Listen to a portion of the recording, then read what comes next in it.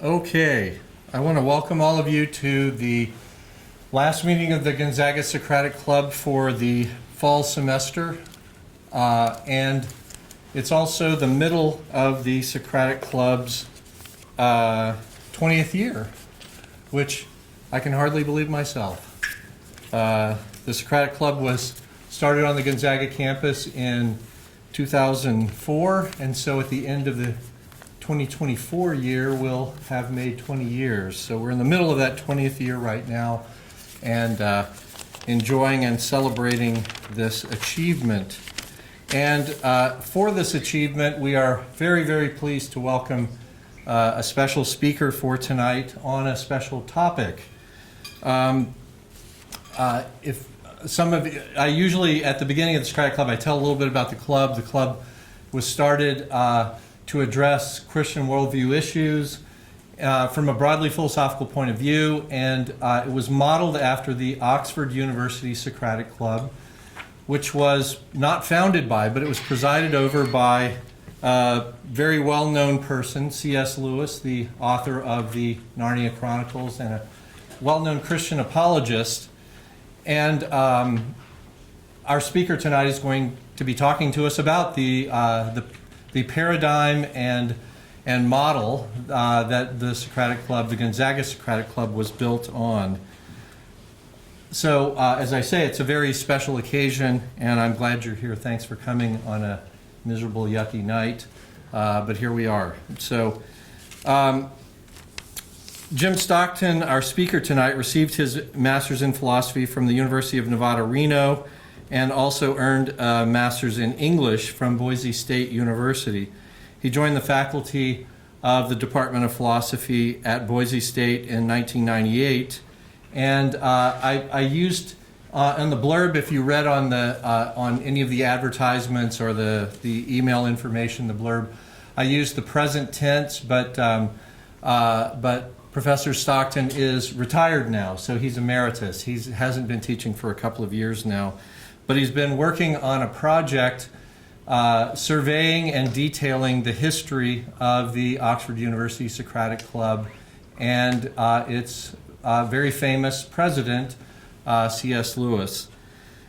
In fact, Professor Stockton is completing a book that describes the history of the Oxford University Socratic Club, and that's in part the basis for a lot of what he's going to be sharing with us tonight. So if you would, welcome to the Socratic Club, Jim Stockton.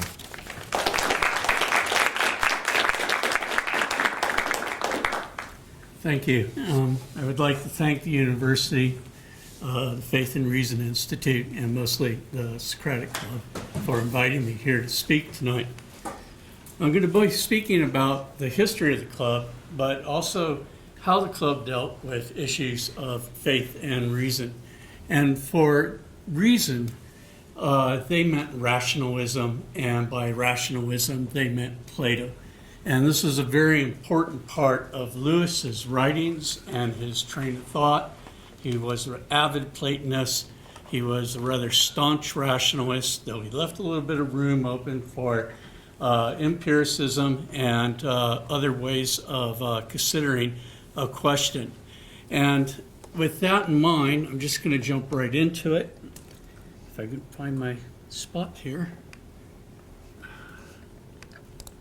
Oh, there we go. Okay. It all begins with a young woman by the name of Stella Allwinkle. And Stella was working at a very well-off private high school in Blackheath, I believe it was, outside of London. And she answered a call to be chaplain to undergraduate women students for the Oxford pastorate at St. Aldate's, an evangelical chaplaincy affiliated with the Anglican Church. She was passionate. She was very much affected by a moment that struck her on the Crocodile River in South Africa, where she had a tobacco farm with her brother. She was 18, he was 16, and they were out there in the wilderness making the best of it. And that's where she saw Christ. Christ had told her to go to Oxford, to get her degree in theology and to serve Oxford and the students of Oxford as best she could. With that in mind, she answered not only this call, but moved forward into the Oxford community.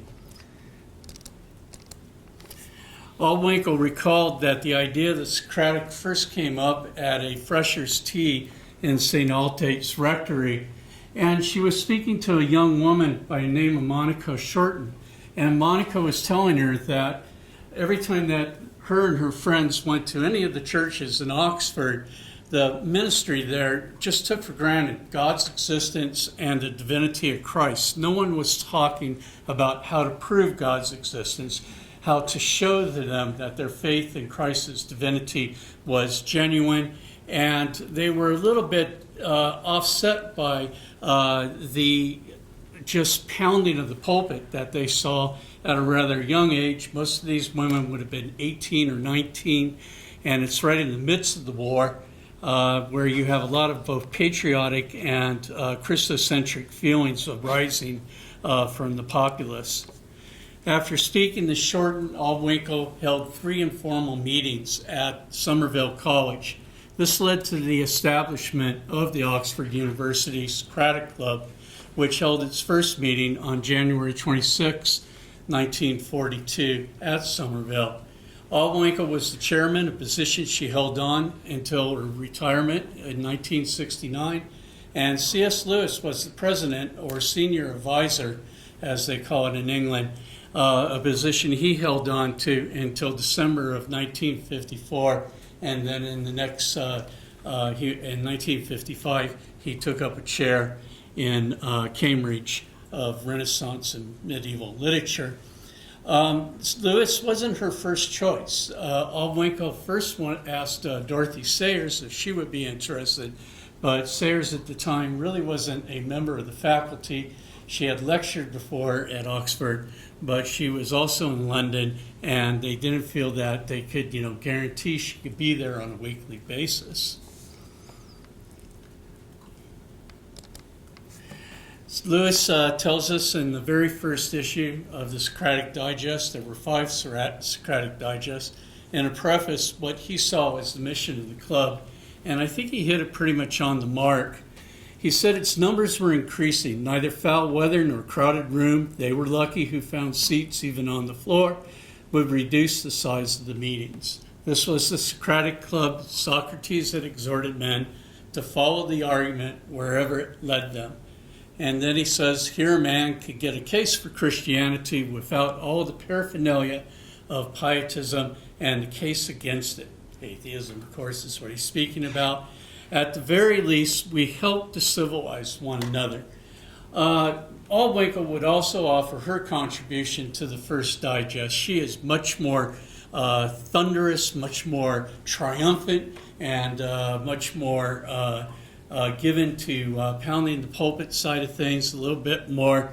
But between the two of them, they end up creating a club, which isn't really a philosophy club, nor is it a theology club, nor is it just a Christian society such as the Student Christian Movement, which was very popular at the time, and there were several other societies like that as well. And the formula seemed to mix, seemed to pull off pretty good for them. The club hosted many of the most noted philosophers and scholars of the day, and there's a list you can see. Those of you who are studying philosophy or teaching it, you'll recognize quite a few names up there, including such people as Richard Hare, Alasdair MacIntyre, Don MacKinnon, Basil Mitchell, Gilbert Ryle, and Bernard Williams. I remember when I first started to do research on the club, and I had written a paper and I wanted to deliver it at a conference in France, and I went to my department and asked for a little bit of travel money. They said, well, what is the paper on? And I said, well, it's on Lewis. And they looked at me and they said, H.D. Lewis, C.I. Lewis, David Lewis. They're reading David Lewis in France, which is just a good pun on a lot of fun on their time. I said, no, it's C.S. Lewis. And they said, well, Jim, he's not a philosopher. And I said, I agree with you. He liked philosophy. He wrote about philosophy, but he wasn't a practicing philosopher.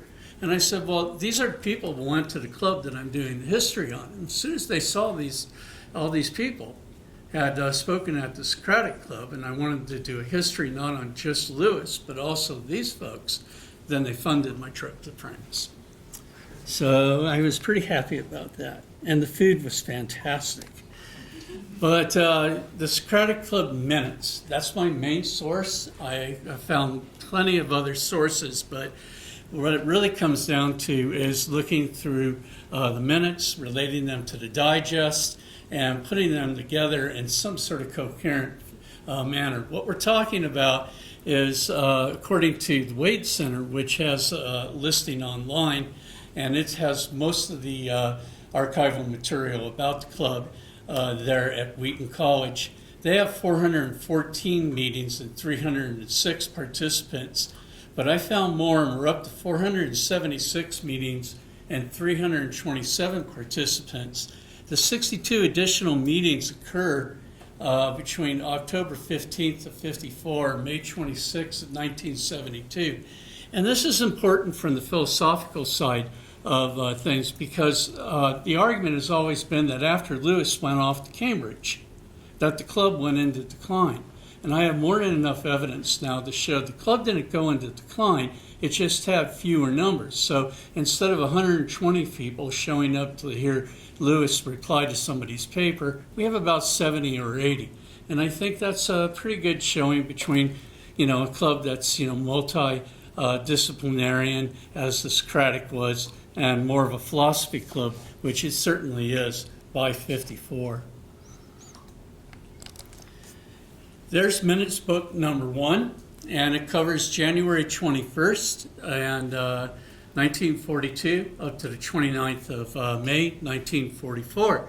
There's a bit of story about minutes book number 1 that I'd like to share with you, because we also have another minutes book number 1 here. And this covers from 1944 until 1950. And you can see right here you have you have Don Walter Hooper, 2005. And he wrote that in this book when he turned it over to the Bodleian. Hooper was Lewis's secretary for a short while before he died, and then he stayed around after Lewis died, helped Lewis's brother Warney put together the papers that everyone thought that should at least be sent to the Bodleian, if not put into publication. Along with several other people, Cooper ended up creating a huge industry out of C.S. Lewis, Lewis's papers, Lewis's writings, Lewis's biography, and he was going about Oxford in the 1970s, the latter part, and the early 80s, trying to find any and everything that Lewis might have written, particularly so letters and fragments and other bits and pieces that might not have been filed correctly. And he goes to the house of Frank Goodrich, who had recently passed on, and talks to his widow. Now, Frank Goodrich was the club secretary for the famous Anscombe Lewis debate, where we end up having quite a scandal, so to speak, for Lewis following. It was not a good night for him.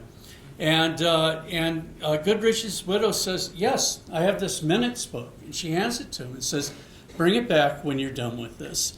John Goodrich thinks this happened around, that's Frank's son, around 1977-78. And she says, and if you don't ever get back this way, give it to the Bod, that's the main library in Oxford, and someone else will use it in the future. Well, he held on to it until he turned it over in 2005. And he used it primarily to write an article called Oxford's Bonnie Fighter. And that's, of course, refers to Lewis. And in the article, he used the minutes book and sections of the minutes to talk about almost every time from 1944 to 1949, right around there, that Lewis spoke or delivered a paper or replied to someone else's paper. And that still is today the primary source. Now, when my book comes out next year, I will be making a lot of corrections to Oxford's Bonnie Fighter and Hooper's previous works. Now, to be charitable to Walter Hooper, he didn't know that the other book existed, the one that goes from 42 to 44. And the reason he didn't know about it is because Stella Albwinkle didn't really care for him, and she kept it hidden in her apartment. And when she passed on in 1990, the Wade Center bought all of her primary materials and brought it back to Wheaton. And that's where we start seeing it hit into the archives and the research. The first meeting was Lewis's friend, fellow Inkling, and family physician, Dr. Robert Havard, and that's Dr. Havard right there. And this is a picture from many of their famous walks that they went on together. And they often talked about philosophy. In particular, they talked about Thomas Aquinas and also many of the modern philosophers. And his paper was Won't Mankind Outgrow Christianity in the Face of the Advance of Science and Modern Ideologies? The whole tension between faith and science, or the rationalization and the empirical proof of science, to the leap of faith that Christianity calls for, was a topic that the club entertained time and time again. And I have an example of one of the better meetings coming up here soon. The minutes for this meeting will be published in the first Socratic Digest, and near to all of the minutes published in these digests were edited and sections were omitted. They had a tendency to omit all the business section of the meeting. And for myself and other people doing research on the Socratic Club, that's the good stuff. And they also had a habit of editing out all of the more controversial remarks. So omitted from the first meeting and the first published account of the Socratic Club was the sentence, the president, the chairman, 25 members, and 24 visitors. Men were omitted as visitors only. Now we go back to Somerville College. 3 informal meetings with just the women of Somerville College and the other 4 women's colleges. And they go in and they start the Socratic Club over break. And by the time the Trinity term kicks in, they've got the club up and running. And they think of it as a women's club. And that's not all that far-fetched to think about, because in the early part of the 20th century, as well as even going back to the latter part of the 19th century, there were quite a few women's debating clubs. So the whole women's movement, especially to get the vote, the suffragette movement in England, was tied up with these debating societies that women had at not only Oxford, but at Cambridge and down at the University of London. And Somerville was not only one of the best debating societies in the 1920s, they also had their own parliament. And they were the first women to be invited to the Oxford Union, which is the big debating hall at the university, and a very famous one at that. So all of this suggests that they thought it was going to be a female or a women's society as opposed to a men's society. I have no idea why they changed that. I imagine that the university told them that that club couldn't be just for the women's colleges, that if Lewis was going to be the advisor, if they were going to use facilities, then they needed to make it open to both genders. I do have one passage which I thought was pretty telling, and that's all the way back to the 3 meetings previous to when the club started. And the women there asked Albwinkle if their boyfriends can come to the meetings too. Now this is important. These are 18-year-old young women. This is 1942, and she is a chaplain, a pastor. So their parents are not going to frown on them having boyfriends take them to a Socratic Club meeting. And of course, when the women showed up at the meetings, then all the boys showed up. And I think that had that and Lewis's popularity, other faculty were popular as well, made for a successful club. Now, on October 19th, 1942, we have Dr. Motz here and Dr. Eisler, Both of them are Austrian immigrants to Oxford. It was a much smoother transition and much kinder to Motz than it was for Eisler, who suffered quite a bit, including being thrown into 2 German concentration camps, and finally made his way to Oxford, and then was put in an English concentration camp until they thought he was well enough to be out in the public. He was very ill at the time, and that's where they often housed immigrants when they were ill. There were 100 and, I have to look up here if I can see it, I think it's like 124 people at the meeting, and they were there to discuss, is the mechanistic theory of the universe scientifically tenable? And we get right into the matter of faith, and Motz begins by quoting Mr. F.L. Cross of Pusey House, who listed 3 difficulties when looking for a mechanistic theory to explain the workings of the universe. This is more than the teleological argument or the argument for design. This is the very beginning of trying to see if what will be called quantum physics can come together with statistics and give us an answer about the origins of the universe and possibly share with us something on a teleological side. And Pusey's point was you're always going to have an issue with miracles, prayer, and free will. Now, Mott's remarked some people thought that the advent of statistical physics overcame these difficulties. However, the theologians could reconcile free will with the omniscience of God. They should not find much greater difficulty in dealing with modern physics. Now, I'm quoting verbatim from the minutes that is being taken by usually a freshman college student, and at a rapid pace. So if you see a little bit of awkward sentence structure there, just be kind. Or you can blame it on me. He concluded, thus, the worries of the theologians were caused by a quarrel about the mechanism should be left to metaphysics instead of involving science. Now, Eisler opens up the discussion. Motz was very calm, very well organized, and he put forward a very good presentation. Eisler is a little bit on the nutty side, and he delivered and replied to questions several times in the club's early history, and he was definitely a crowd favorite. And he jumps up and says, such problems are completely unreal due to a false dualism of thought caused largely by the metaphysical nature of language, which was not scientific, but emotive. So he's been hanging out with the logical positivists. And I'll get to that here pretty soon.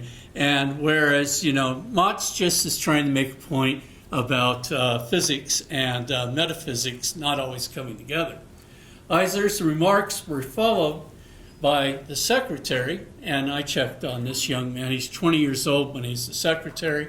John McNaughton Smith's notation here is, after this, the discussion became highly technical. And I love this line. And the second law of thermodynamics received, as usual, an undue share of attention.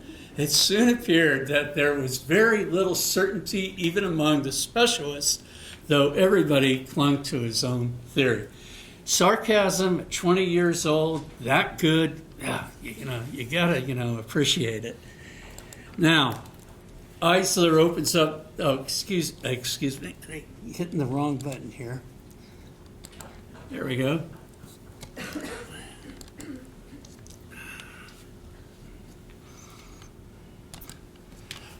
Lewis comes in with his comment, and he says that after denying metaphysics and theology was emotional in its approach, that came up earlier in the debate, asked if a concept could in any way be described in material terms. I know Lewis well enough to know what he's getting at here is, can you describe in material terms just the concept? Not what the concept it is of, not, what you are conceiving of, but just a concept, can you describe that? A little bit of a borrowing from John Locke's essay, but it shows Lewis doesn't always think through everything that he's saying, because the obvious answer is human beings have concepts. Some animals have concepts. Concepts don't just exist on their own. to be described in material or even metaphysical terms, if that's possible. And you want to kind of keep that type of, I guess you would say, Lewis line of thinking in the back of your mind when we get to the Anscombe debate. There was no answer. He then said that truth held meaning for him only when an idea could be regarded as being caused by reason. If the thoughts of his friend, Mr. Mott's, were caused merely by a liaison or idiosyncrasy of his brain, the concept of truth was deprived of all meaning. So for him, it all comes down to reason, rationality, and pretty much the idealization of both. Now, Lewis's remark on truth and the liaison on the brain not having any meaning is a borrowing from a neo-Darwinian scientist and philosopher, J.B.S. Haldane. And he was, at that time in England, the most popular and the most widely read atheist in the academic community. In 1928, he wrote a book called Possible Worlds and Other Papers. And he writes in one of the latter chapters, and he calls these chapters speculative, that for if my mental processes are determined wholly by the motions of atoms in my brain, I have no reason to suppose that my beliefs are true. This may be sound chemically, but that does not make them sound logically. And hence, I have no reason for supporting my brain, and it's supporting there, my error, it should be supposing my brain to be composed of atoms. Now, this is an argument of absurdum, or absurdity on his part. And the reason he puts it out there is intentional. He wants to show how absurd this line of thinking is, to argue that there might be a non-physical, immaterial explanation for what we would refer to loosely as the soul or consciousness. And then he breaks that argument down in the rest of the essay. Lewis is going to take it literally. And we'll see about the trouble that will get him into in the near future. Now, unfortunately, this meeting has a sad ending. The young man who was the secretary 2 years later, he was lost in action, and he was lost on June 22nd, 1944. Almost made it to the end of the war. And I can remember when I first looked this up and I first saw this picture right here. This doesn't happen to me very often. I cried. I mean, it just hit me. I've been working all day long on the book. I was getting worn down. It really, kind of smacked me upside the head, so to speak. There we go again. Now, here we have the third Socratic Digest, and we have at Boise State's library all five of the Socratic Digests. They're in our archives. If you ever want to go down there and take a look at them, all you do is give a little heads up, and they'll bring them out and show them to you. And this is my favorite because of the coffee rings. And these were given to me by the Midgley family. And that's Mary Midgley. You might have heard of her. She's a very famous Oxford philosopher. And her husband, Geoffrey Midgley, was also a philosopher. And what we have here, I'm going to show on the next slide, on this part right here. And it shows a big shift in the identity of the club. Up until this point, the Socratic Club did not want to call itself a philosophy club. They wanted to stay in their lane. And even in America, and we're a little bit more liberal than they are at Oxford when it comes to, staying in lanes and, not, stepping into another department's traffic. They were very conscious of this and wanted to hold on to their own identity. But by 44, everyone's referring to it as a philosophy club. Most of the people that are speaking at the Socratic are philosophers. And they feel, and I'm talking mostly here about Albwinkle and Lewis, that they have to put together a study group which will help students better understand what's being talked about at the club. And this is their little syllabi that they have printed in the Third Socratic Digest. Now, right here, there's the word real in bold, and if we could see it, it should be over here as well. And this real, excuse me, it's right up here is the one, and then this one right here. This is Lewis, and the rest is Allwinkle. Allwinkle's the one who's going to hold the study group. She's the one who's going to recruit someone from faculty to come and talk to the students, and she's going to more or less manage the course of study throughout the semester. But the term "the real" was one that Lewis used to express his rational argument that behind even Plato's ideal forms, behind the greatest understanding of what reality is yet even a truer and finer reality, and that's where you're standing at face to face with Christ. And this becomes a very important idea that Lewis brings together with other rationalist arguments, and it's rather intriguing what he had in mind, but it's also one that is very controversial. Now, the other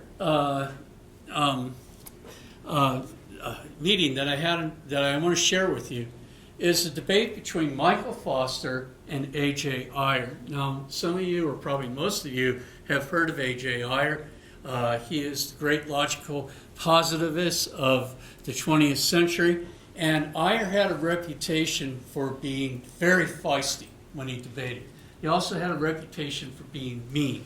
Michael Foster, on the other hand, was considered to be one of the sweetest guys in Oxford. And so you couldn't have asked for two different personalities. And Foster starts, and I'm not going to read through all of this verbatim, it's just to give you an idea of the argument that he's putting forward, that revelation is a means of coming to know, not only God, but coming to attain and understand knowledge of the world. It's as if God has gifted you with the revelation of something that is even truer and more, I guess you would say, impactful than what you're looking at the moment. And the secretary notes that Foster gave a sketch of some of the views that the Christian church held over time. He very much loved the history of philosophy, and he went on for quite a while. Ayer, on the other hand, hated the history of philosophy. Ayer, like Wittgenstein, thought philosophy should start and end in the present tense. And this was a current, or I would call almost a fad of the day. Now, the other thing that makes this an intriguing debate is Foster, and that says up there, pokes the positive spare, was Ayer's tutor, even though he's only 7 or 8 years older than Ayer. And he takes out Language, Truth, and Logic, which is Ayer's magnum opus, and one of the best-selling books on philosophy in the 20th century. And it had a profound effect both in Britain, well, throughout the British Empire, and in America. And he read a passage arguing against the conclusive verifiability in the strong sense as the criteria to classifying most general propositions. And I put down here what I believe is the passage that he borrowed this from.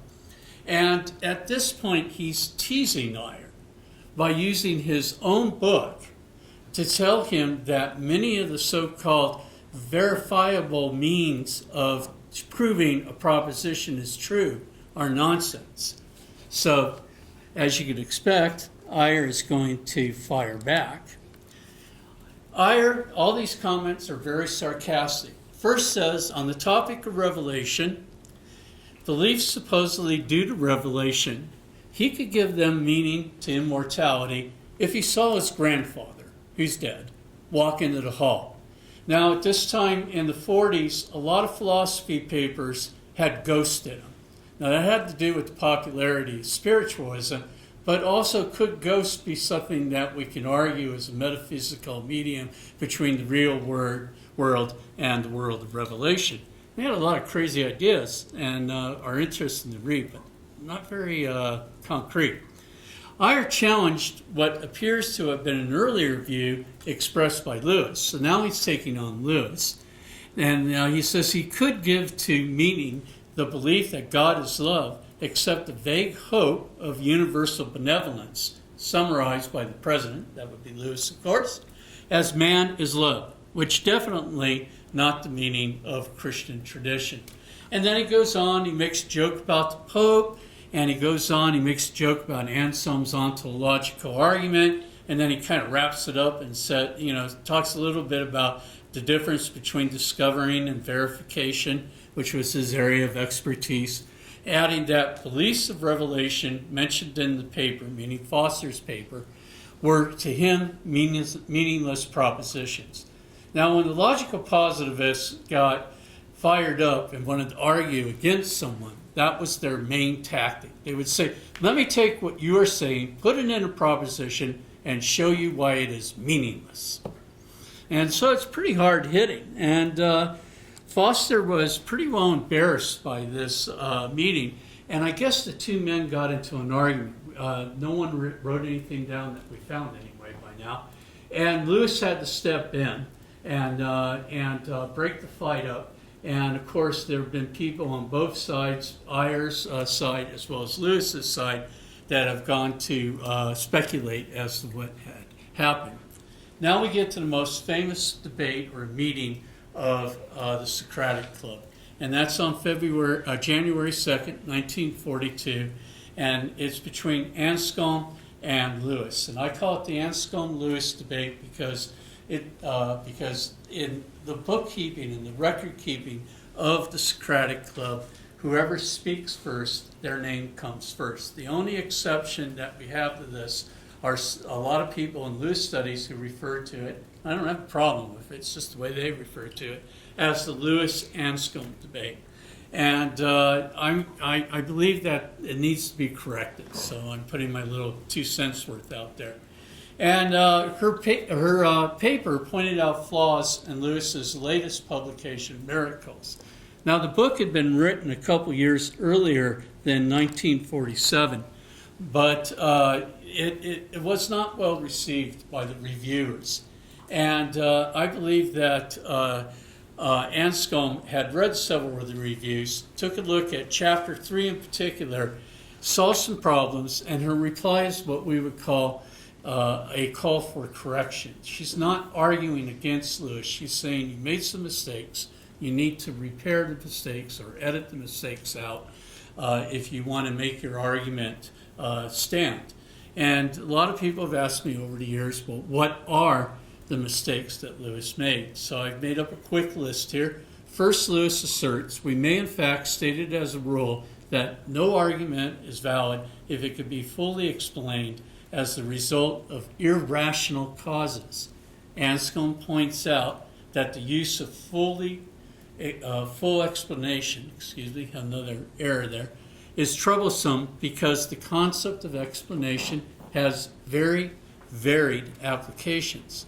And to really get at what she's saying is, what really is a full explanation? Can you ever have a full explanation? And if you do have what you think is the full explanation, it's not varied. It's just one explanation. And likewise, the use of irrational causes is also problematic because causes are neither rational nor irrational. We're rational. We're irrational. But the causes that make us rational or irrational, they don't, sense that, type of experience. They're just part of the phenomenal world. Lewis then insists also in chapter 3, we must believe in the validity of rational thought.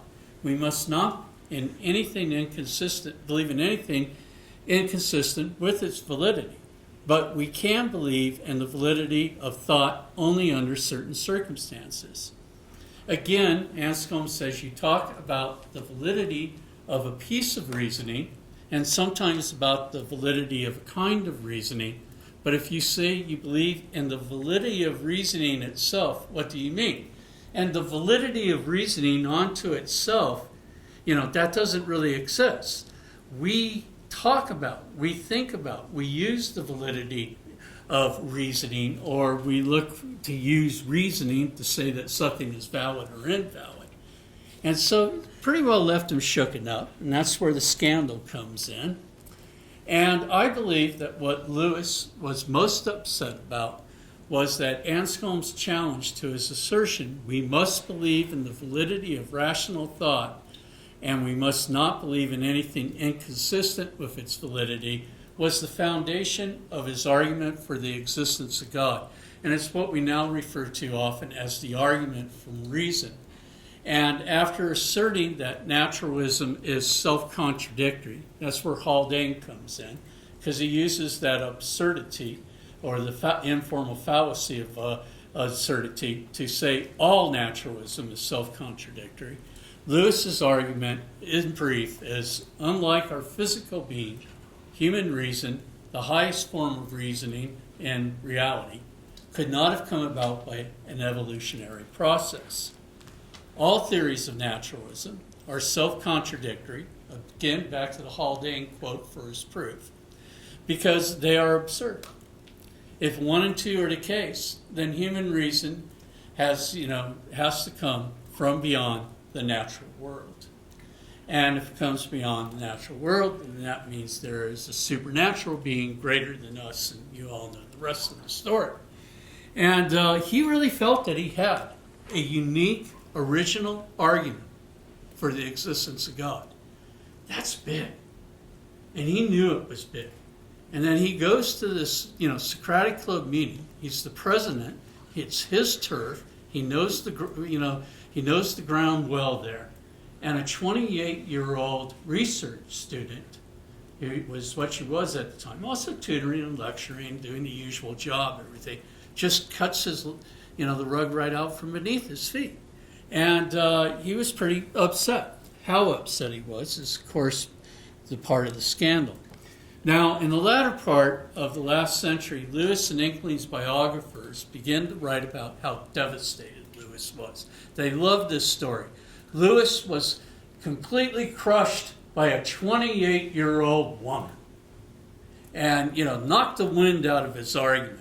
And he was completely devastated and depressed, and it just, threw his career for a curve.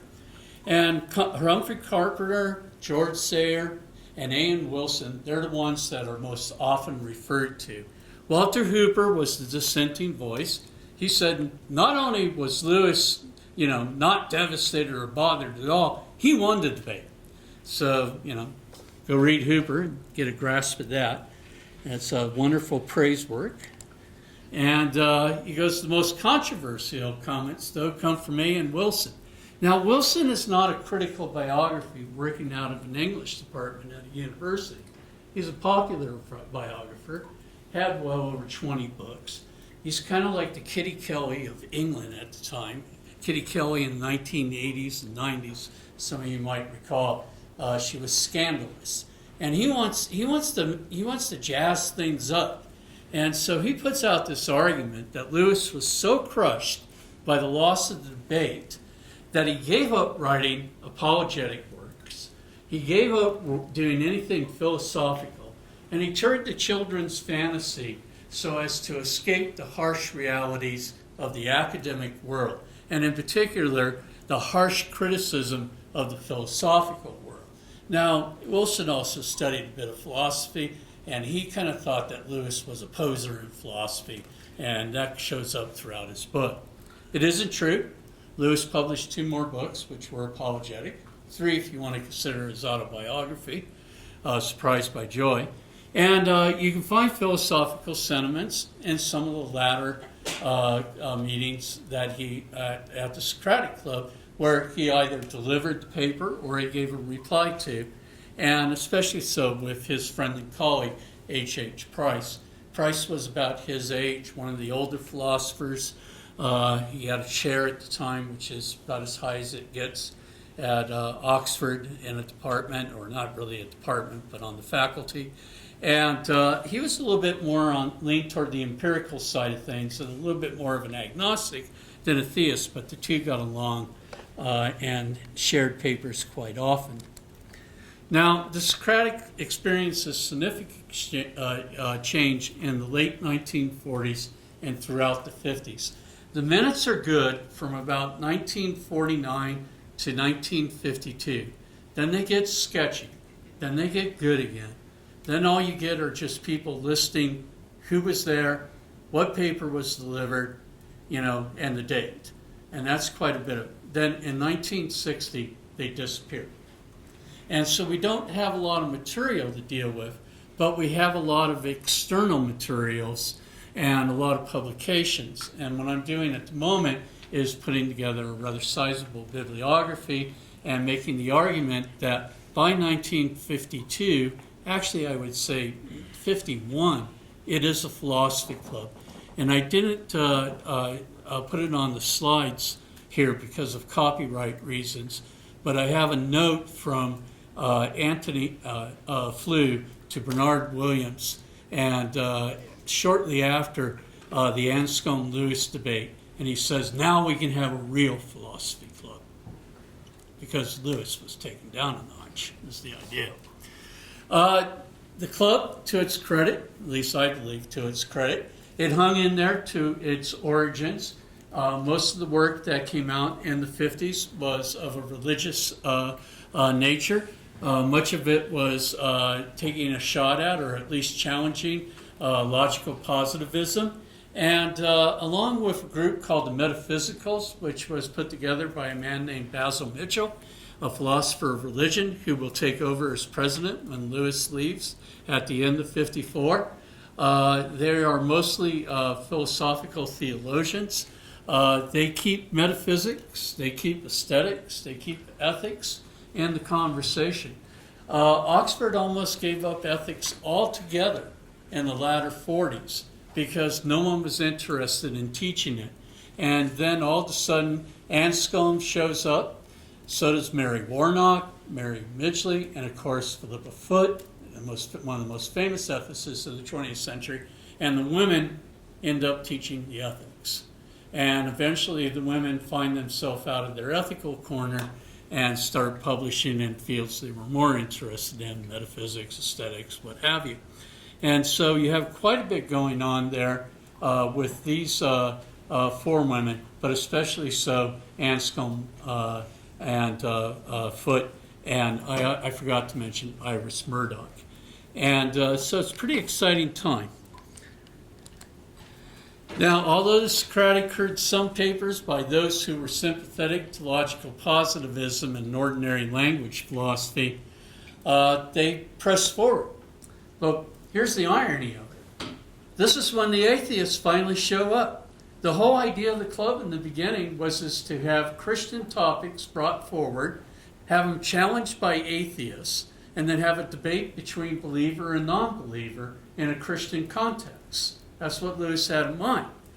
Well, not very many atheists showed up in 1942, or all the way up until about 48, 49. Then after the Anscombe-Lewis debate, and after, a little bit of humbling on his part, he's still going to the meetings. He, wasn't as crushed as people said claimed that he was. All of a sudden we have Haldane showing up, we have Robson, we have Flew, we have Bernard Williams, and they're mixing it up. But by the time we get to about 55, 56, we're pretty much dealing mostly with traditional philosophy of religion as opposed to the earlier Socratic Club blend of Christian sentiment, apologetic work, theology, and a little bit of philosophy. I want to share with you one more meeting, which was very exciting. And it starts with this paper right here. And I found this in the archives, and that is by Alasdair MacIntyre. It's a paper he wrote on miracles, where he takes on G.E.M, and it's responded by Bernard Williams. And the minutes, show us that it was a very exciting night. Now, both of these guys are still in their 20s. They're going to end up becoming two of the most famous philosophers of the 20th century. And just a few words on that debate right there. MacIntyre, he challenges Hume's skepticism and criteria for a miracle. Williams fires back and wants to defend Hume, offers a sharp rebuttal. And then the secretary at the time, a young man by the name of Desmond Luke, he says the statement that God intervenes by miracles, Bernard Williams contended, is not false but meaningless. So he kind of falls upon a little bit of logical positivist play there to his advantage. This is my last slide.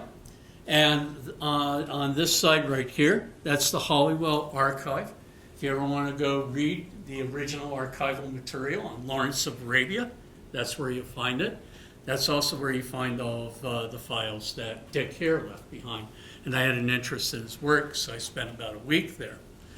This was the archives, as you can see, at Pusey House. I promised them that if I fell down and hurt myself, I would not hold them accountable. And once you get up there, it's even scarier than what this looks like. So I sent these two pictures to my provost and said, I want this for an office when I get back to Boise. Guess what they said? You'll be lucky to get this. So there we are. That's my little bit about the history of the club.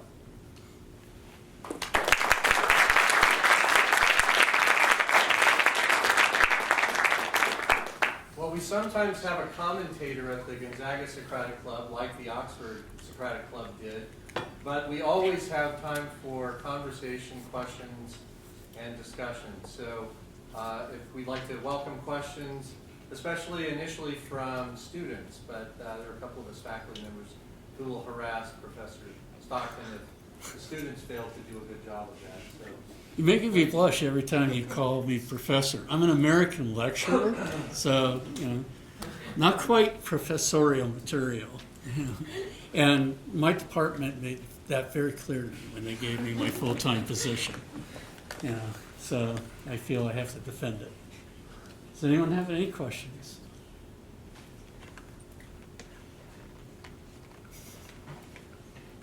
Oh, there you are. Our class had talked about in the Messiah Covenant about divine intervention, or accommodation, sorry. Yeah. Where God communicates through indirectly. It was talked that there was communication, but it was meaningless. Like, how does that work? Well, there were several papers, not several, by the time you go through almost 300 different papers that we know of, more than that actually. There were about a dozen papers that dealt with the covenant, dealt with divine revelation. They were mostly given by local ministers, people who had articulated and had what we would call masters in theology here in the States.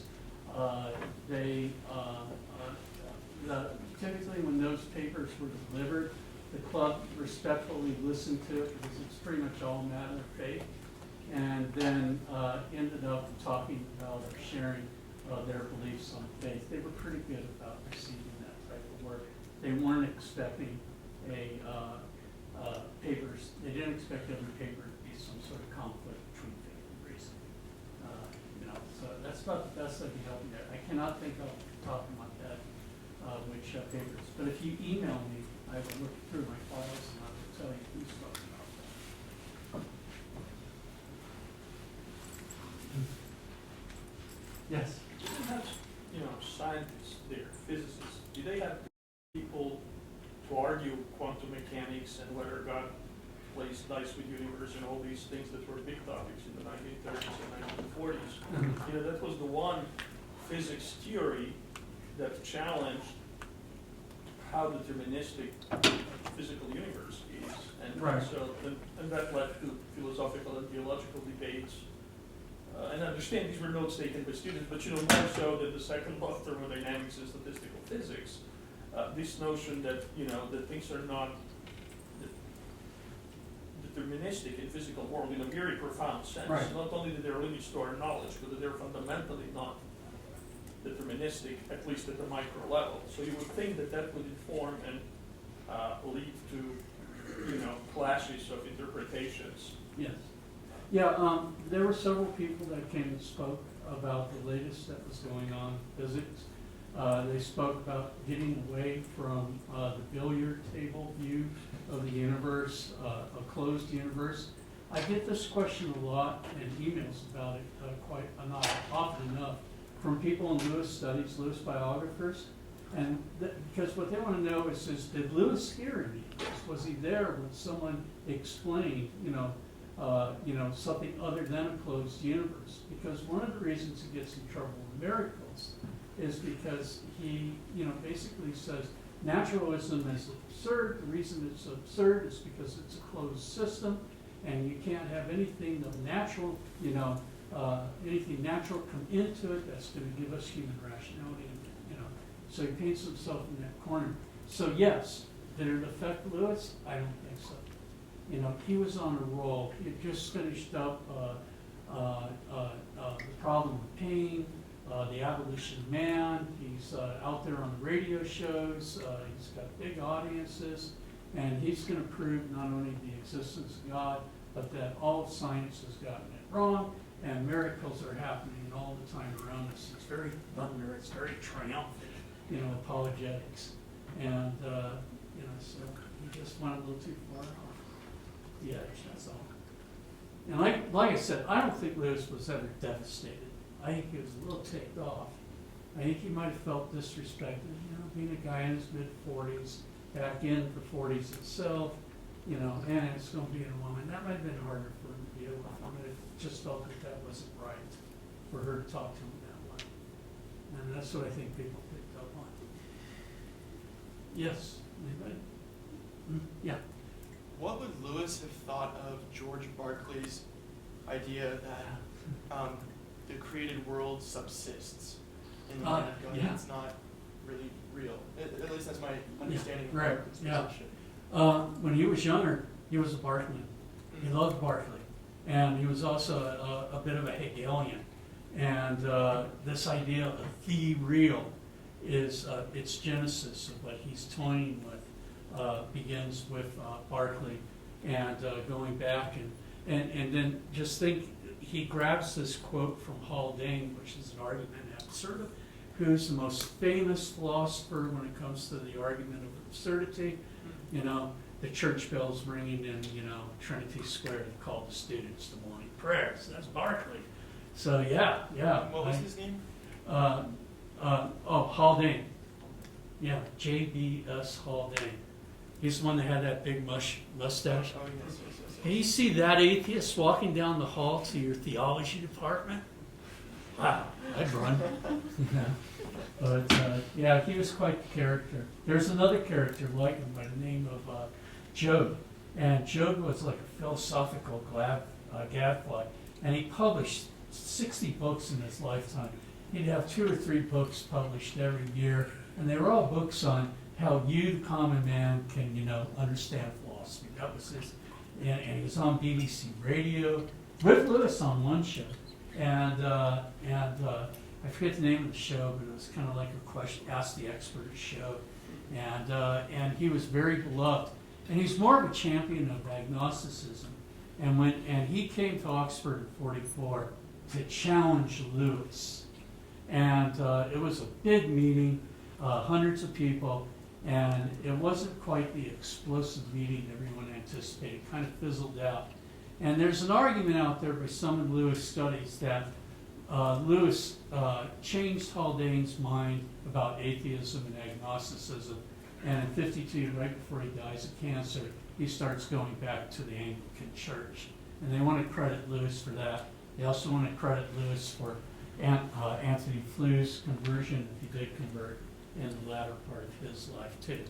And this conversion stories like this are typical of beloved religious figures. And regardless of how you feel about Lewis, he was one of the most beloved religious figures of the 20th century. Thank you. Mm-hmm.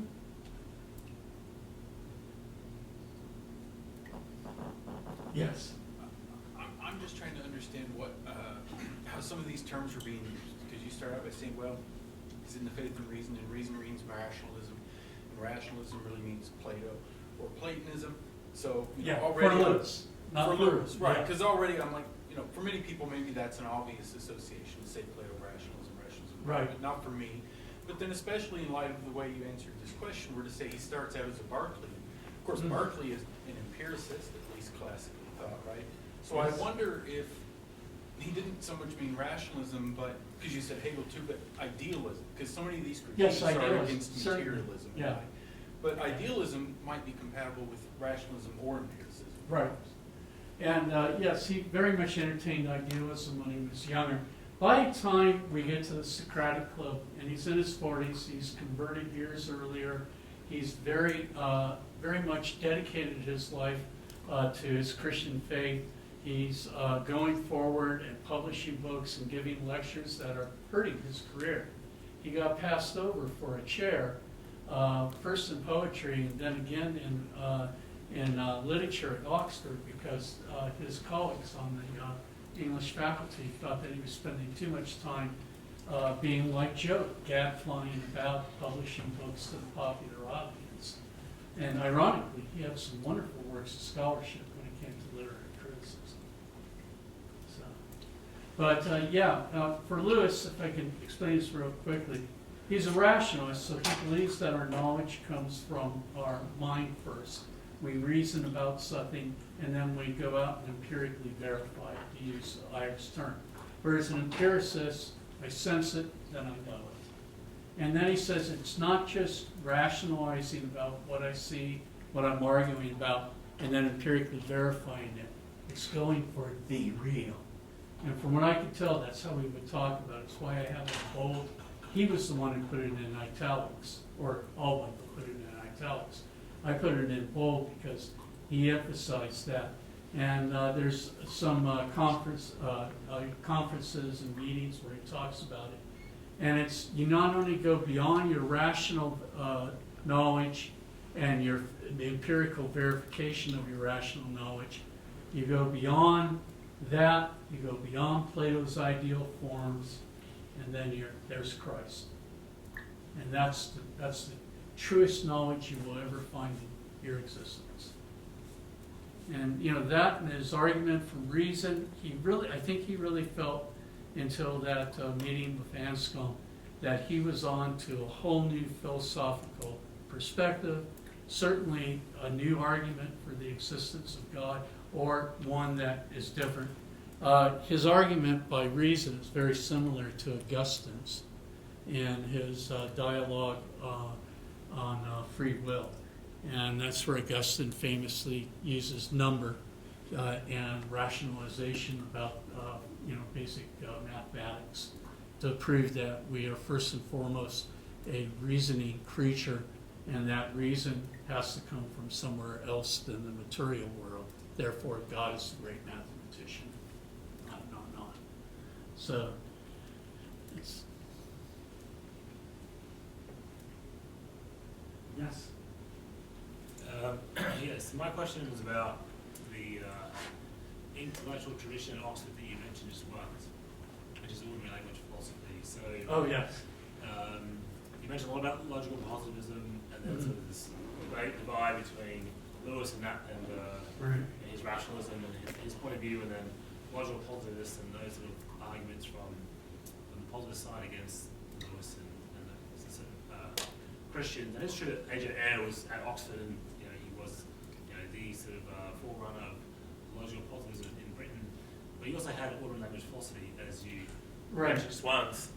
So my question is more about sort of like saying more about ordinary language philosophy and that tradition at Oxford, because that also has its own origins in John Cook Wilson and his students, and you mentioned many of those. Yes. So Price and Ryle, and there's Pritchard, another one. John Wisdom and John Austin, they're in the game there too.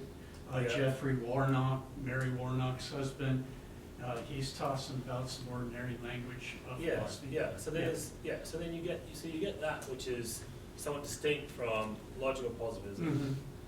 And they have their own, well, some of them have their own sort of views about religion and guess God, and And then sort of the way you formulate the question, I mean, part of these traditions are metaphilosophical ones, where like we want to frame the questions differently now.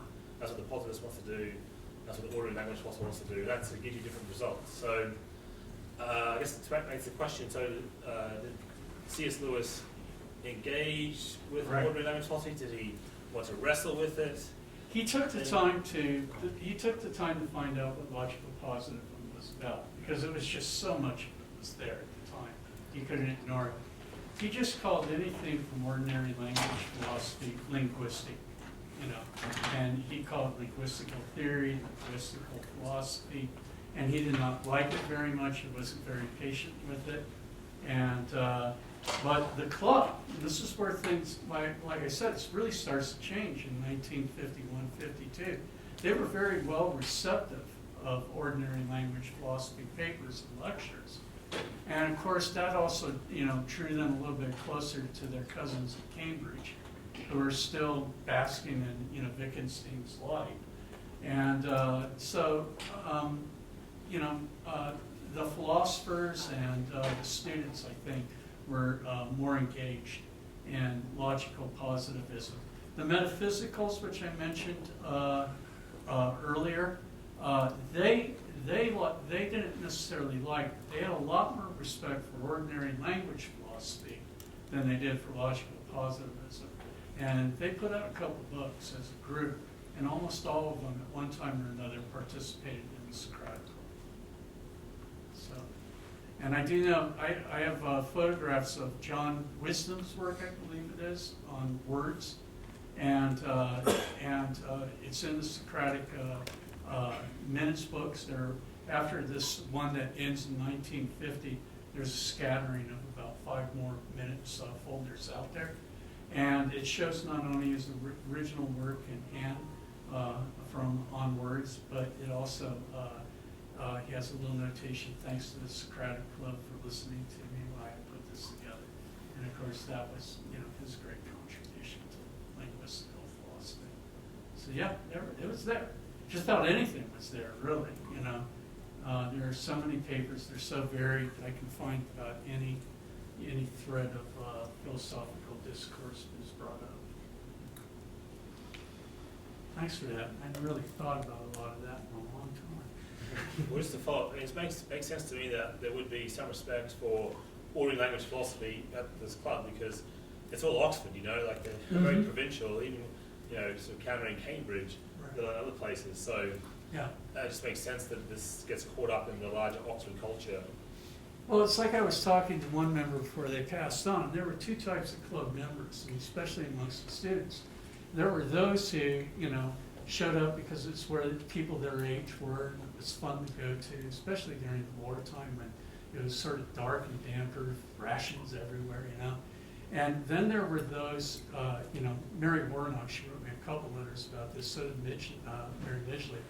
There was the hardcore following of young women, and these were devout, evangelical, Bible, you know, thumping, as we would call them in America, Christians. And Lewis was their knight in shining armor, and Allwinkle was their leader. And the letters say that they can get kind of snobby with the other people in the club, so that had a little bit of tension.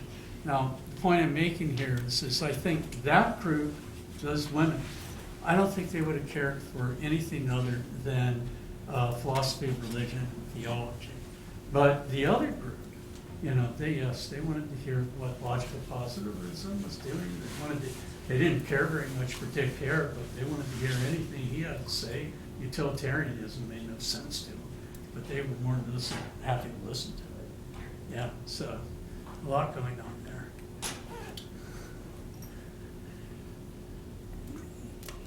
I want to pick up on that, if I can, Sure. Jim. That, I mean, I wonder about the kind of, it seems like you're describing a club that was polarized between religious, if we just simplify it, religious devotees who were proponents of faith, and then the people doing philosophy. And yet, I mean, it seems like there has to be something more than that, because both audiences came to meetings of the Socratic Club, right? So there was enough, it was philosophically rigorous enough to draw, like you said, that list of who's who of famous philosophers of the 20th century.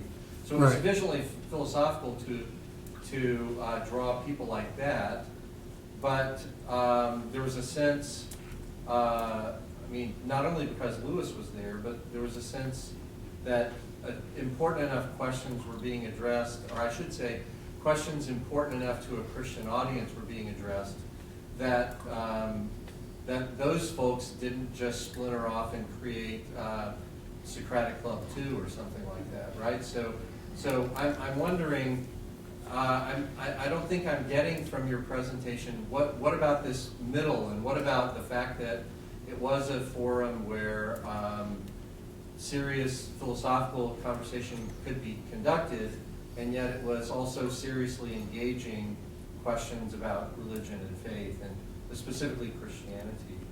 Well, yeah, I think you had both, type of Christians that you're speaking about, debutante Christians, and then, of course, more serious ones. I think that you have a lot of young people in philosophy. Williams and MacIntyre, an example. You got like a 25-year-old John Searle giving his first paper on determinism to the club. They went there from the letters that I have tell me, because it was a kinder and more receptive audience than the Joet Club. And you didn't show up at the Aristotelian Society unless you were ready to publish, And as far as some of the other philosophy clubs were concerned, they were all, playing inside baseball amongst themselves. And I think what made the club so successful was they were broad and very open to listening to any paper, but they mostly wanted to hear papers about religion, and as opposed to papers just about philosophy or philosophy of religion. So I think you do have a nice medium in between those who were there just for faith, to just stand up for what they felt they needed to defend when it came to Christianity, and those who could really care less about religion but wanted to get their philosophical word heard. And because students didn't deliver papers. One student a year who had what the faculty considered to be a worthwhile paper, they delivered their paper. And everyone else that delivered paper at the club was a professional from the community. Like I said, a lot of ministers came in, scientists came in, historians, a few literary critics, and but mostly philosophers. And most of the work by 1945, 46 forward is philosophical. I don't know if that answered your question or left you even more out there. It's hard to pinpoint down exactly what this group is, because it really was all over the map and what they were willing to entertain.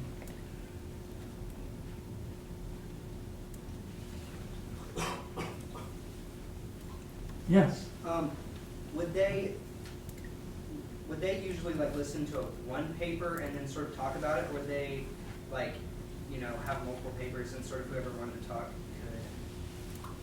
The most common way it happened was someone actually wrote a paper, like Anscombe did. She wrote a paper, and she came and read her paper to the group, and then someone would reply, and they often showed up with just notes. That was typical. Or another way they got the reply was, as they called it, opening the discussion. So Eisler, with the Mott's paper, he wasn't there to reply to Mott's. He's there to start the discussion. And Lewis probably started the discussion more than anybody else because he was present. And also he would get excited and really like to get up there and chat about it. Or someone else would jump up and say, I'll start the discussion. And they didn't take notes of the discussion very often. We have a few, but not many. But everyone who was a club member who has written in their memoirs about it or in letters to people like myself, they say that was the best part. They couldn't wait to whoever was delivering the paper to get done so they could start the discussion. And I guess the discussions were pretty wild at the time. At this time in history, in the 40s and 50s, it's like the last breath of these great academic clubs and societies. Because one, television is going to show up in the mid-50s and on into the early 60s. Then the 60s just changes the academic world all over altogether. And a club doesn't survive that. It folds in 1972. But these clubs had very exciting moments. You know, up at the Moral Sciences Club, and you know, in '45, you've got Wittgenstein grabbing a fireplace poker, or it could have been Popper that was doing that. We don't know for sure who it was, and chasing each other around the stage.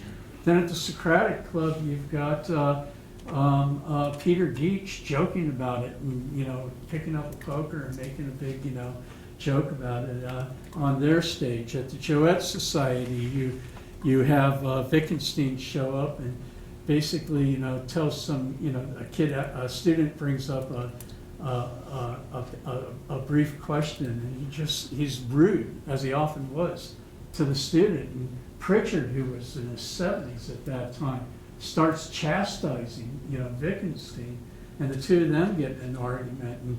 And you know, so and you have Coppelson and Bertrand Russell on the radio arguing traditional arguments, the ontological, cosmological, and teleological arguments for God's existence. So this was big time entertainment and a lot of fun. And a lot of the meetings were a little, you know, like I said, feisty, scandalous.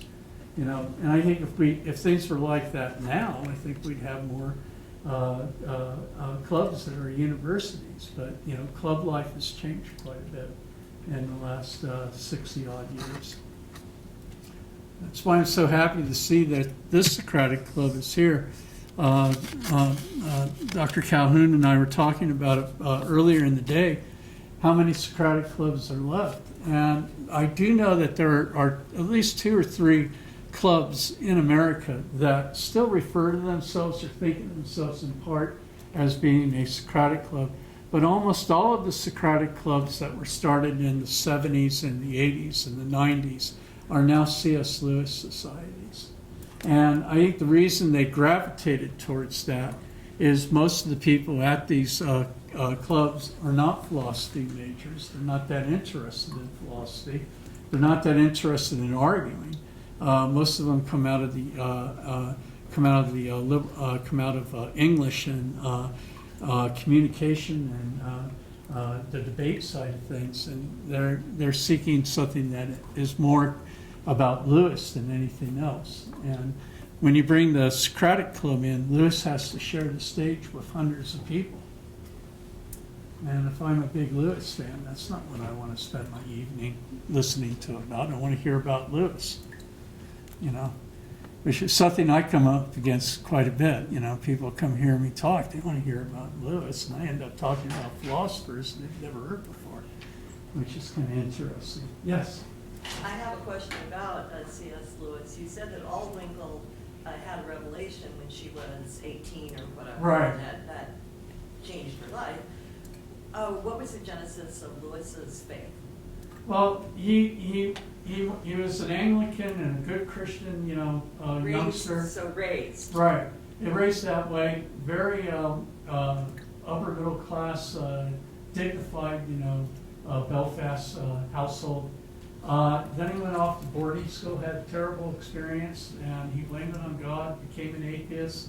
Then he goes and he gets private lessons from a guy they call the Great Knock. He's a great rhetorician and teaches him how to debate, teaches him the classics, and he's an atheist. So by the time he shows up at Oxford and finishes up his course of study, and the first job he applies for is with the philosophy faculty.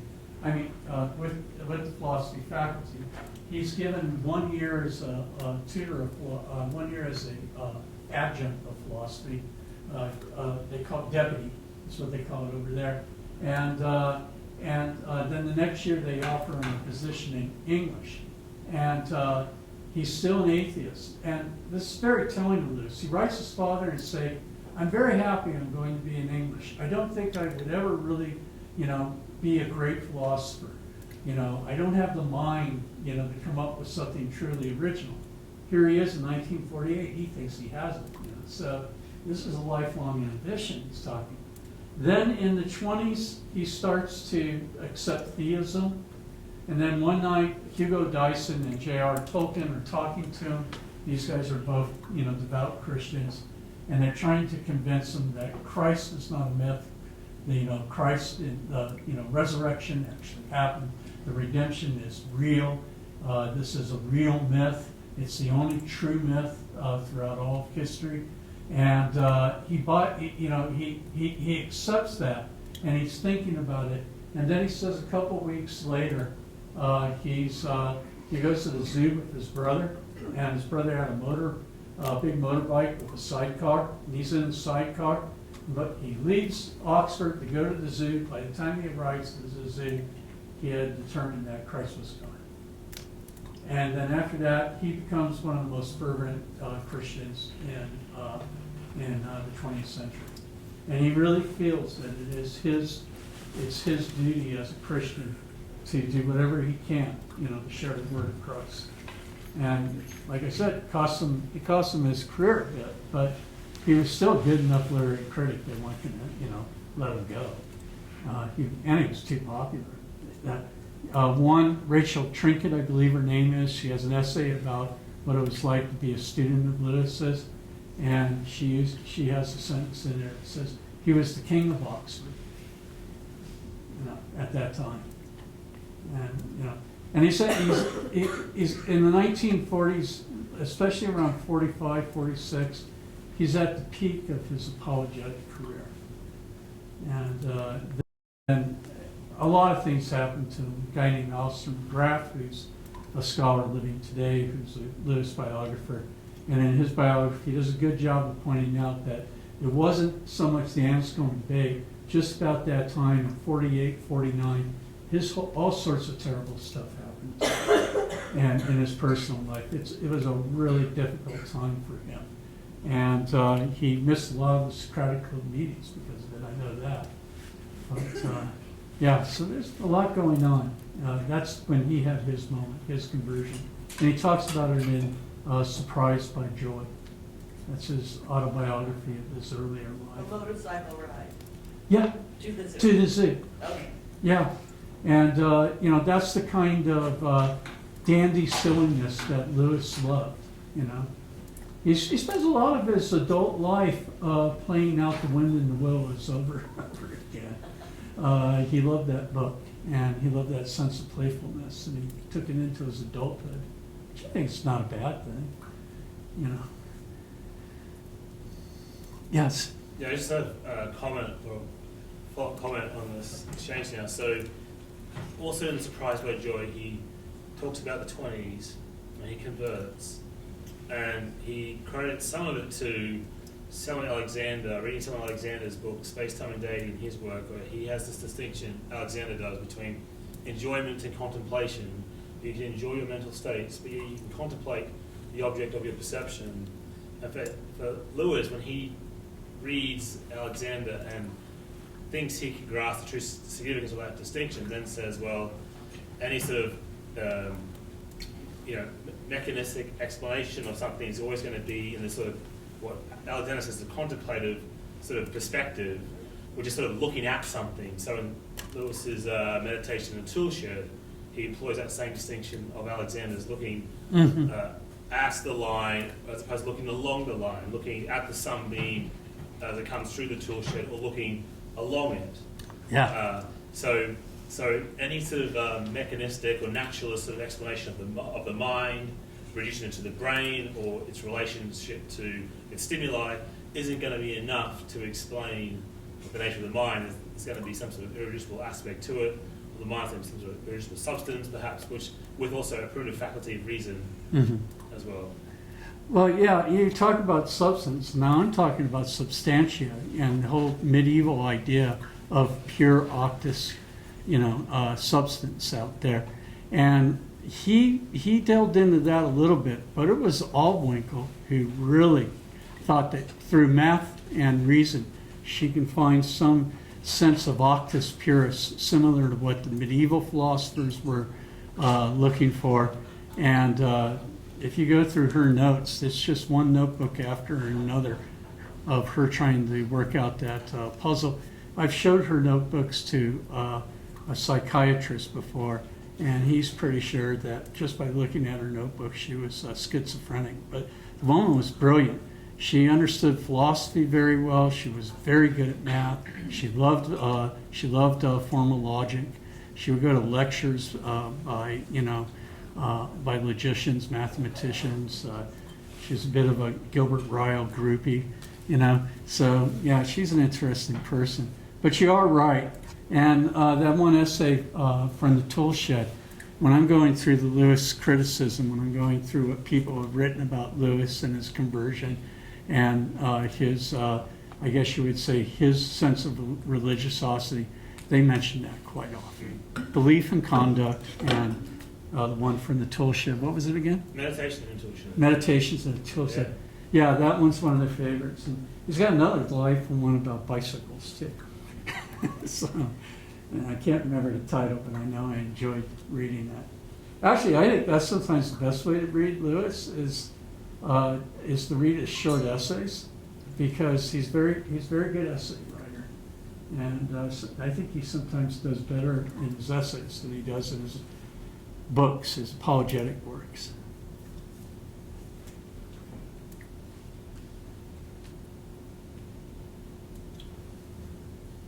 Yes. I'll ask a question. I'm interested in your distinction between the Socratic Club and Lewis, and your comment about how a lot of Socratic clubs have become Lewis foundations or institutes. Right, the Socratic clubs are now more C.S. Lewis societies, yes. C.S. Lewis society. Yes.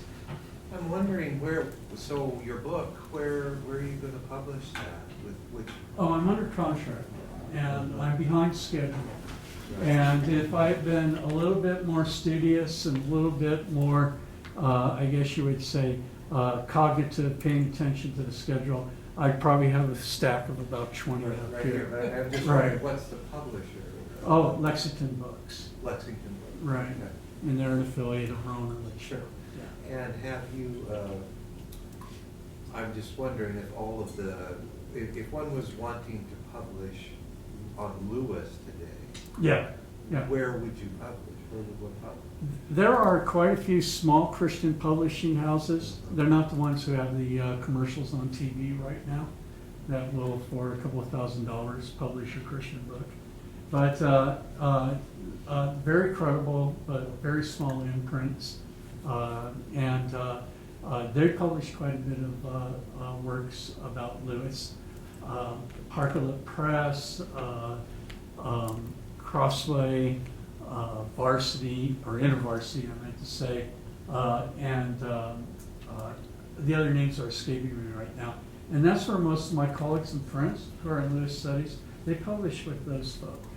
And because they get better personalized attention, and then these publishers have a tendency of sending their books on to all the C.S. Lewis conferences and conventions that happen every year, and there are quite a few of seminars, tutorials that are offered in Oxford for a couple $1,000s, and there's an industry out there to answer to, and so yeah, that's where most of them publish their work.